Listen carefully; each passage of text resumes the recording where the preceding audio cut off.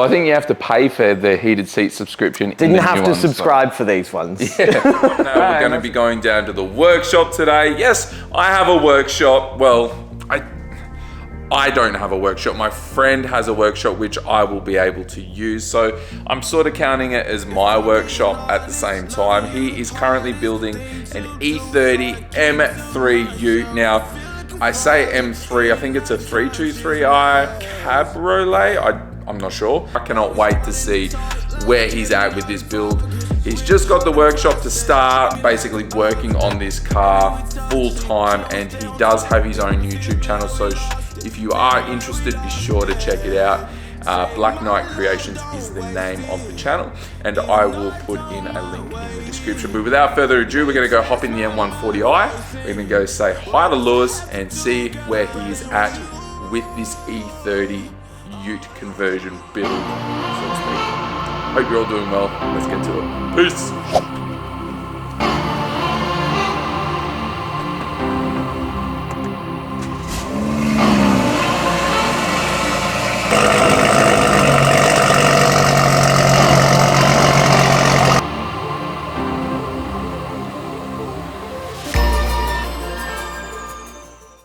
How you doing? So this is my new garage, sort of. It's actually Lewis's garage, Blacknight Creations. Link in description below will be there, as I said in the intro. But this is the car. Well, Part of the car. So tell us a little bit about what you have or what you don't have, I guess. Might be a little bit easier to talk about, but I can see an E30 Cabriolet. Is that what they call it? A Bauer, yes, okay. And your idea is what, turn it into a Ute? Yes, idea currently, but it will be a thing eventually. Eventually, yeah. And eventually. One of the things that I'm actually interested the most in is the back of the car and how that actually gets turned into a Ute. Are you going to chop that off and use a different part of a car, or what's going on? We've already cut up a Proton Jumbuck, which I believe they're a Proton Arena in other parts of the world. I don't think America ever got any of them. Right. Already cut, surgically removed the tub out of it. Yes. I've actually seen your video on that, so I'll send the link in the description below. That was good fun.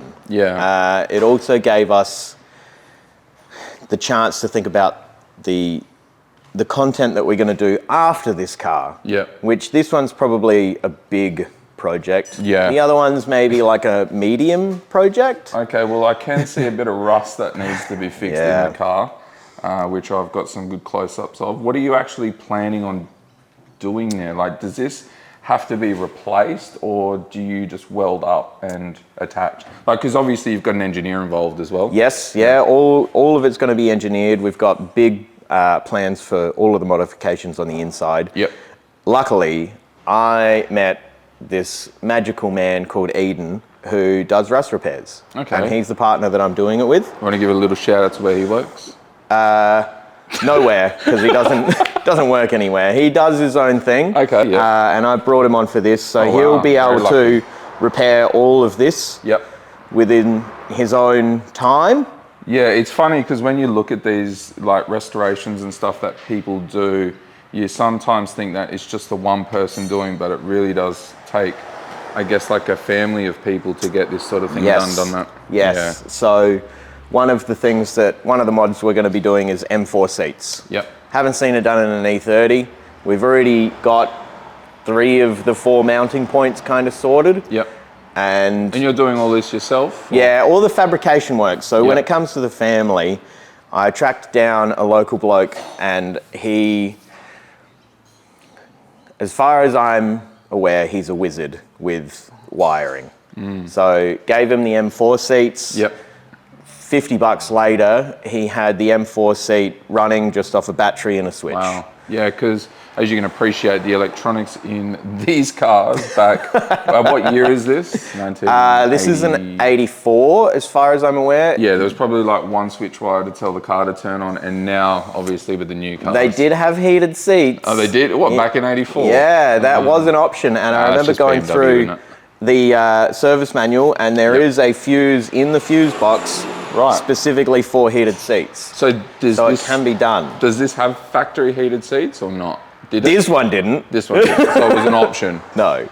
Oh yeah, it was an option. Well, I think you have to pay for the heated seat subscription. Didn't have to subscribe for these ones. And that's a good time to ask for a subscription. So the engine, like, let's get to the fun stuff. The engine that you've chosen, where you got it from, and why you've chosen that engine, I guess. Okay, so I wanted an S. I thought about an M54 B30.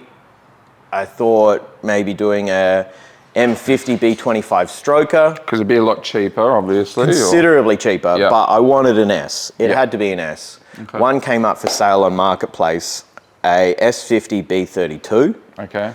And it was out of an E30, and I bought everything that needs to go in the E30. So headers, exhaust, radiator. I even got some coilovers. Yeah. ECU, loom, so it all should bolt in. I kind of figured, this is my first real car project. I'm biting off a lot in the rear. I don't really want to do anything outside the box for the engine. Yes, of course. And I guess, like, if you get it all in a kit, it's sort of a bit of a no-brainer as to why you wouldn't. I mean, there's so many other options. You've got SR20, 1JZ out of Toyotas, Nissans, RBs, all of that, RB. You've also got the LS1 as well. Destroy the firewall and put a Barry in there. Yeah, yeah. I guess, you know, to keep it, you know, homage to BMW as well, you want to go with the S engine. So, it's that has been one of the requirements. Anything that I can keep BMW in this, I want to keep it BMW. M4 seats. Okay. E36 engine. I'm using an E46 power steering rack, column and steering wheel. But I just wanted to bring it a little bit more updated. Okay. So cruise control, Bluetooth, air conditioning. You want to sort of get it in, I guess, today's standards, what people consider acceptable. Yeah, bare minimum, really. Yeah. All right, so we're going to go have a look at the back and see what needs to be done. Sweet. Give us a rundown of exactly what the requirements are, I guess, from an engineering standpoint, and also, I guess, what you want out of the car, because obviously you're turning into a ute because you want to use it as a ute. So it's not just for looks, I assume. It needs to be functional and fit for purpose. It's never going to be as useful as a Holden or a Ford ute. It's too small. Yeah. It's basically a slightly bigger Mighty Boy. Okay. But as far as the engineering goes, there isn't a huge amount that needs to be done here. The addition of the tub, at the end of the job, we bolt it up to a rack. Right. And they do a torsion test to see how much twist is in the chassis. Is this something that's done after you've done it all? Yeah, it's basically a built car without the bodywork. Okay. So we have to build the whole thing and then take it basically all apart and put it back together. So it needs to perform under certain stress and load? If it bends too much, it just won't do. There has to be a certain amount of rigidity from front to back. Will the engineer determine how much load the car is able to sustain and have? So that is determined by the rear axle. Now, this was one of the first things when I first spoke to him. He said we could do one solid axle, like an enclosed axle, and that would improve the amount of capacity in the rear. Okay. But again, going back to, this will never be as good a functioning ute as a pre-designed ute. Of course, and I don't think anyone would ever expect it to be. It's just interesting to see what's, I guess, it's going to be a ute, but what are you going to be able to put in your pot plants, or are you going to be able to I would hope it will be a runabout ute. You're never going to chuck a LS in here. Yeah.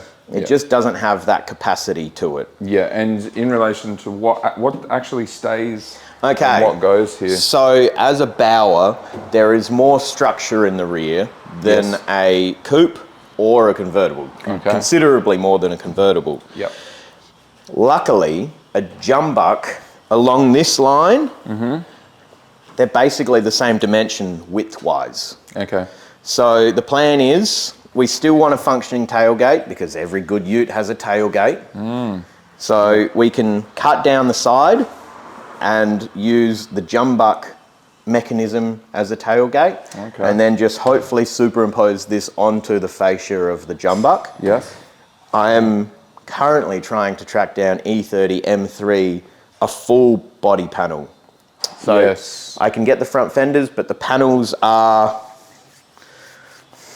difficult to find currently, especially in Australia. Well, so I know you've spoken to BMW about getting the panels. Is it something that you can't get, or? They are waiting to hear back from Germany. Okay. So I'm waiting to hear back from them. It seems odd that you wouldn't be able to get them. It seems just more like a time thing, I guess, or not. The parts guy that I spoke to at BMW was saying that one of the things about BMWs, and BMWs of this kind of era, sometimes they'll have an ETA on a part that just gets pushed back and pushed back and pushed back. So it's one of those things that if I haven't heard back from them shortly, there are other places that I can get them from, but it's a matter of trying to find them. And then instead of the BMW just sending a shipment of parts over, I have to get them specifically sent to me, which then incurs a much higher cost. Right, okay, fair enough. Yeah, it seems interesting. It's going to be a bit of a task. I can't picture this car without them. Without being an M3. Fair enough. Well, I guess we're going to learn a little bit more about that in future videos, but I hope that you're able to get them. I mean, I don't mind you getting them because what are they, like $8,000 for all the panels? I think it's just short of $9,000 for front and rear. Okay.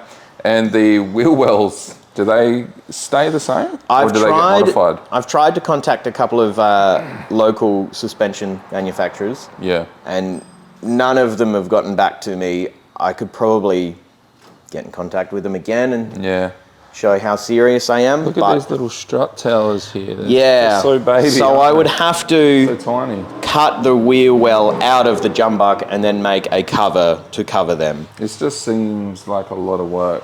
Yeah, it is. It is a lot of work. Okay. Let's move on into the inside and have a look and see what you've done with the seat mounts and stuff. Yeah, sure. Cool. Sure.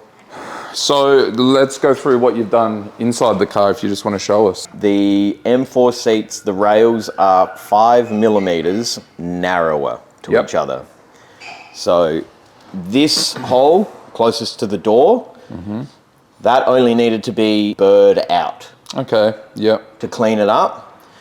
So where are the factory holes here? So that is the factory hole. Right, yep. But it's 5 mil over. Okay.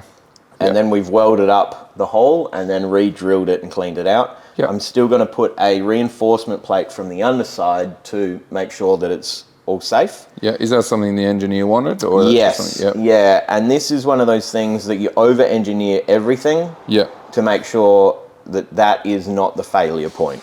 So this new hole that you've made, do we need a thread on that? No, we're going to weld a nut on the outside and then they're all going to be turned into bolts. Oh, okay. So instead of like a thread through, it's just going to have a bolt sticking up. Correct. What if that bolt ever fails? It just needs to be replaced, or if you cross-thread it or something, it just gets replaced? Bolts don't fail. Just don't cross-thread them. Don't cross-thread. Cross-threaded tight is still tight, right? It just don't undo it. Look, I'll have to refer to my engineer on this one. With the rust at the footwell, there's obviously a bit of rust on that firewall that needs to be addressed. Again, that will all be addressed in due course. Yes. From what we can see right now, it's all fixable. Yeah. There aren't any issues with it. In relation to what you actually want to do inside, are we going to be looking at what an E30 normally looks like inside? Yes. Or? So to a degree, dash E30, door cards E30, we are trying to work out how we can digitize the dash. Okay. To the point where the heater core box is all run on solid lines. So you slide it to close the foot or slide it to open the foot. All of these little mechanisms open the box. Right. So if we can put a little servo motor on each vent and then wire those to the screen so you can go, I want foot open. Then we can have all of the insides still E30, but have a screen similar to a Tesla, not that big. Yeah. But we can have a screen controlling all of the internals. Because we know how failure-proof the original E30 needles and dash is.